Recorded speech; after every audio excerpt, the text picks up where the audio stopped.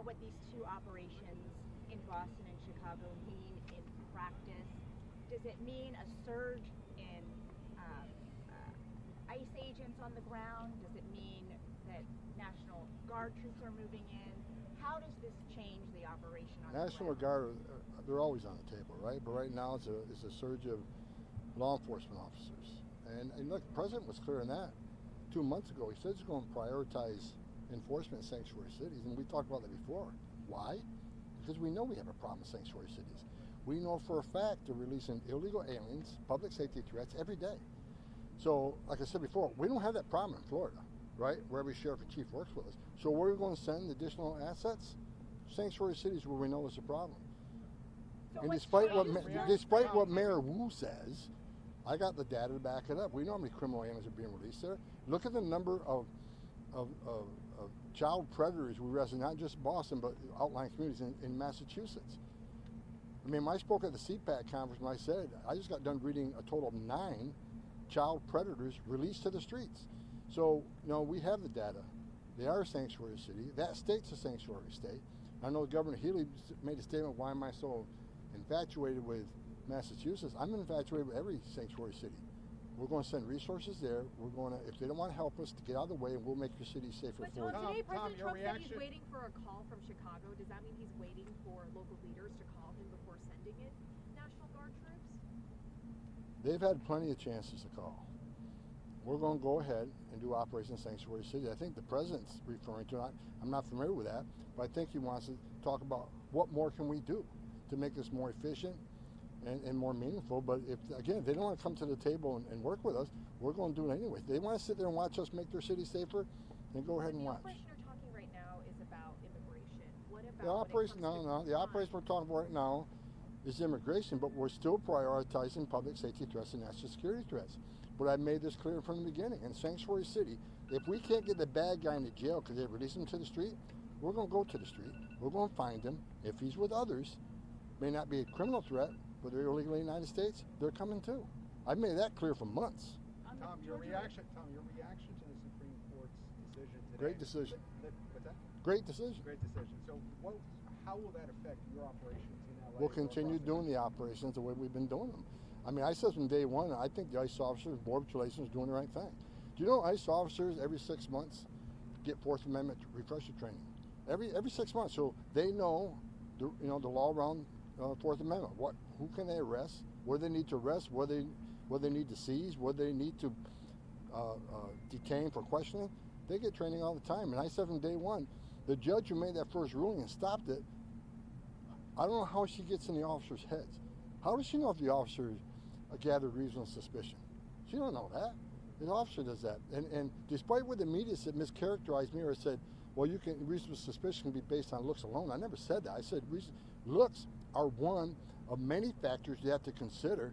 It's a multitude of factors to establish reasonable suspicion. But if an illegal alien has an MS-13 tattoo on his head, that's certainly going to be one of the factors that we consider when we add a bunch of factors together. It's a culmination of factors, not one factor, different factors. And to Selena's point, I think what she was perhaps getting at is at one point the president was saying that we're going into Chicago. Last week he said he was waiting on the call to Chicago. Now you're saying you're definitely going in? Can you clarify that? We're in Chicago. We've been in Chicago from day one. We've increased resources in Chicago. As far as a massive operation, we'll see what happens. But right now, we're in Chicago. From the Supreme Court today, the Supreme Court today said that apparent ethnicity is a relevant factor for reasonable suspicion for immigration detention stops. Is racial profiling justified? There's no racial profiling. Are you encouraging your agents to racially profile individuals in this country as part of their immigration? Of course I'm not. It's illegal. We're not racial profiling anybody. I just said it. Using race. You're not using race to justify. I just said we had to establish reasonable suspicion. That's the legal framework. So can you clarify what that looks like? There's a myriad of factors. For instance, they say, well, ICE officers jumping out of vans in Home Depot. Were they there during the surveillance? Were they there when they were copping license plate numbers? Who's dropping them off and where they're going? Were they there when they're pulling intelligence reports on some of these employers? Were they there when they're running NCIC and III on these people? Were they there when they're listening to wires? Were they there during any investigation? No, but they seen the culmination of this. They said, well, where's the reason of suspicion? I trust the professionals of the Border Patrol and ICE, all very well trained, to make sure they establish reasonable suspicion to briefly detain and question somebody, and the Supreme Court agreed with me. On the Georgia raid, sir, on the Georgia raid, can you detail some of the allegations involved there? Were the workers there overstaying essentially B-1 visas? Can you tell us anything more about what? I'm not in the weeds on it. All I can tell you, I promise you from day one, we're going to increase worksite enforcement operations. That's exactly what we're doing. Just to be crystal clear, Tom, when is the National Guard going into Chicago and Boston? I didn't say they were. There'll be a decision that's made amongst those in that building, and we certainly probably won't give you a heads up it's happening. It's just, look, it's all these people need to understand this is dangerous stuff we're doing, and we're not going to give in broadcast what we're doing. But National Guard's always on the table. They helped us, immensely in D.C. They helped us immensely in Los Angeles. So they're always on the table. And as far as National Guard, they've helped every administration that I've been around since around Reagan. They've helped every administration, whether it's mostly on the border, but a lot of 287G, a lot of National Guard's been given 287G training, have 287G ability. But National Guard are always on the table. That's the president's call. Is the president going to wait for a call for Chicago? I can't comment on what the president's going to do. Aren't you concerned that this is sending a wrong message to multinationals that are willing to invest in the United States? You go to invest in the United States, you got to follow the laws like we do. Bottom line, we got laws on the books, obey the laws. Is it going to affect? I don't know. But I think the president made it clear on his tweet that, his message that, you're going to come to this country, do business, you need to be legally doing it. Should we have more raids like the one we saw in Georgia? Yes. And where? I said from day one we're going to increase worksite enforcement operations. I haven't hidden that. Where? I'm not going to tell you where. Involved in that investigation said that some of those detained were in fact U.S. citizens and lawful permanent residents. So what does that say to foreign companies that are operating? First of all, I don't know that's even factual. This is according to Stephen Shrink, a special agent in charge of Homeland Security investigation. Look, when you do an operation that big, there are a lot of people, like a resident alien is supposed to carry his resident alien card with. So people are detained briefly while we figure out, okay, exactly who are you, and what right you had to be here. So yeah, people are detained briefly, but once we get the documentation and proof of who they are, they're released. So I guarantee they weren't detained very long. Once they found out who they were and had proper documentation, they're released. That happens every law enforcement operation. Have you found a lot of Africans among those who have been detained? Of course, we detain people. I looked at the number. We detain people from 148 different countries. Could you be clear when you're talking about when you're talking about ICE efforts within, for example, a Home Depot parking lot? Can you clarify that each of those raids, those efforts there, that it is more than race that is justified for those I am ICE not and in the federal weeds. agents? I'm not in the weeds on every arrest they make. I'm telling you what the standard is. These officers are trained in the standards, and I trust they're making the right decisions. And I think the Supreme Court agreed with me.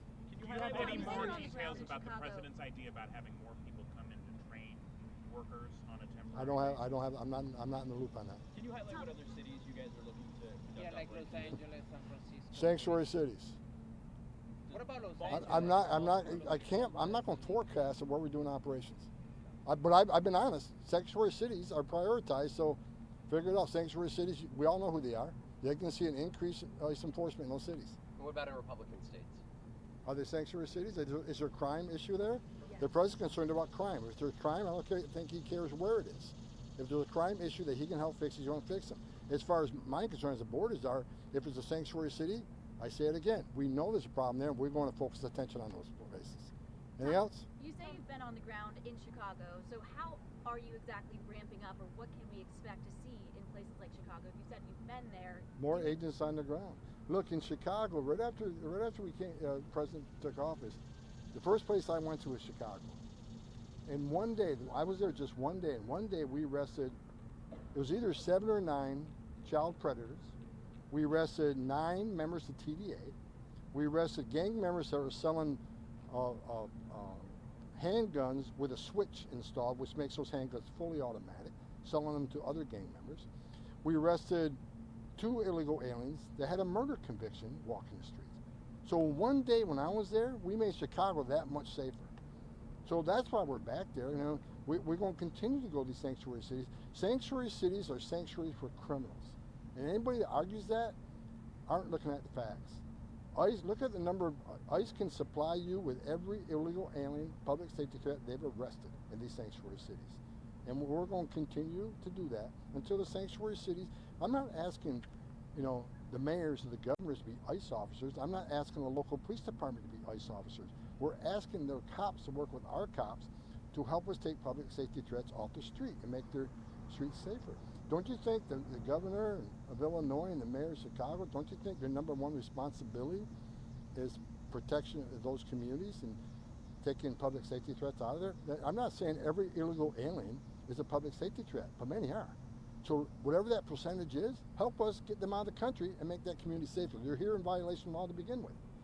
As far as taking on the cartels, do you feel as though U.S. forces should be used against them with what we're seeing in Latin America, moving F-35s down to Puerto Rico? I support it. There's a reason the president designated them terrorist organizations. These cartels have killed more Americans than every terrorist organization in the world combined. They've killed more Americans than any war.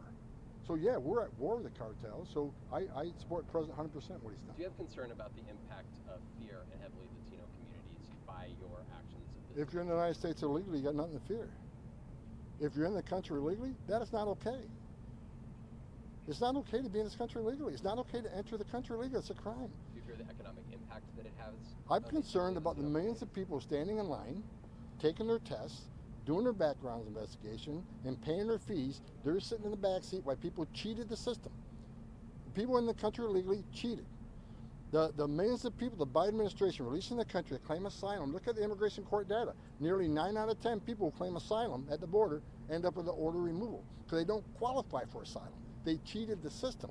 They're not escaping fear and persecution because of race, religion, political affiliation. They're coming in for a better life, and I get that.